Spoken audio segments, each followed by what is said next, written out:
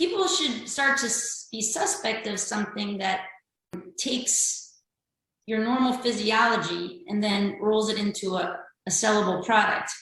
Why not just enhance the function of your body, which is already doing? You don't want to do something your body can already do, because it often costs you money, but also it will often shut down your own system because of you're loading things from the outside. So the best thing to do is to make your own engine work properly, and then to supercharge it, which is exactly. And that's where using gels or exogenous ketones, what I call conditional supplementation or conditional fueling, comes in, because then, you know, in the performance realm, you're maxing out the demand your body can probably produce, and you want to have that little extra that's going to give you that edge to be able to compete, right?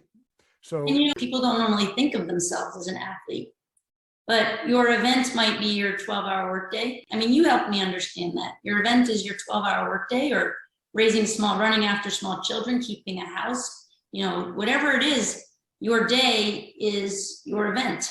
And so you do that every day. And so that's how you have to start framing your mind when you think of fueling, because you are training for something, and you're training for 5 years from now, right? For your health 5 years from now. And so what you're doing today has a tremendous impact on that, whether or not you'll develop chronic disease. You know, when Albert Schweitzer, famous physician and author and humanitarian, went to Africa, and you look at any indigenous populations, things like cancer, chronic disease, were non-existent. And he wrote about that. That's true, because when you are moving all the time, fueling appropriately, not creating a lot of bad metabolic stress and physical stress, elders in most indigenous populations were extraordinarily healthy and functioning not too far off how they were functioning, you know, decades earlier. So one only has to look at how robust we are as a population compared to people in the 40s and 50s. Really, industrialization and politics has maybe decreased some death from things like starvation and accidents, you know, unintentional infections. Yeah, and infection, right, with antibiotics.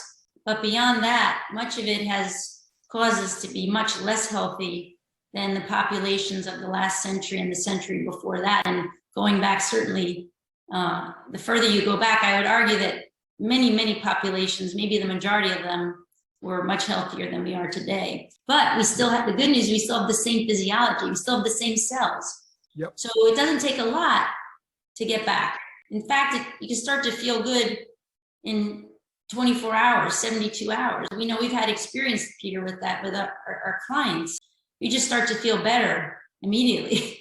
And so, you know, especially with the past 2 years, I mean, the past 2 years are really a wake-up call, except that you don't hear this from the policymakers, that metabolic health, it's very clear in the data.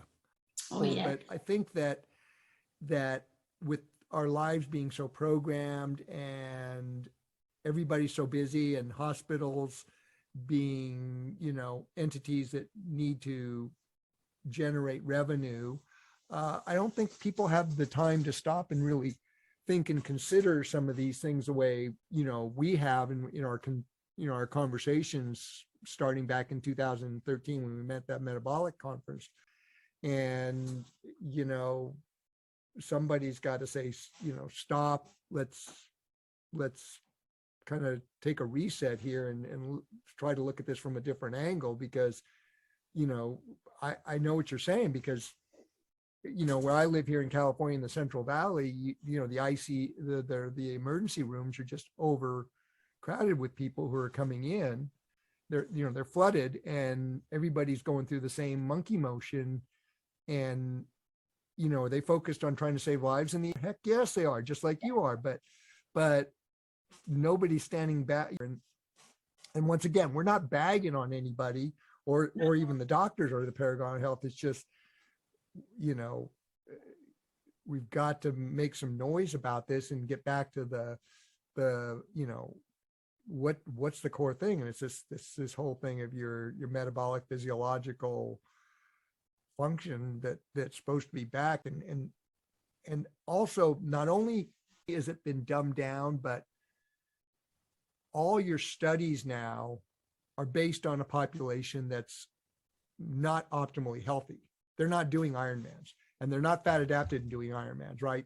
I don't want to say that the guy who does Ironman is taking in 400 calories an hour on the bike is healthy, right? But somebody like you know, we don't study healthy. You said something earlier about this, and it got me thinking about how all the news people hear about is about disease in health, right? Avoiding this, avoiding that. And it's like, why aren't we looking more at the inspirational type of things and what's working? And that's what I'm trying to do with us, like with you, with Beth, who just completed an Ironman, pushing and pulling her adult disabled daughter, right? She's, you know, I remember one day she said, I'm a freak, I'm a weirdo. I said, no, Beth, you're what normal should be, just like you said earlier, right? Yeah. And this is a woman who's just like you, a woman in her mid-50s. And sure, a lot of what's driving her to complete an Ironman with her daughter is love, a mother's love. And that's a pretty fierce thing. But she's also been able to consistently do that because she's a fat burning machine. And so we don't study this enough. And this is an initiative I'm trying to do. And we were able to get it started a bit with Steve Finney and Jeff Bollock with the FASTER study, but that focused on a ketogenic diet and not that bigger paradigm.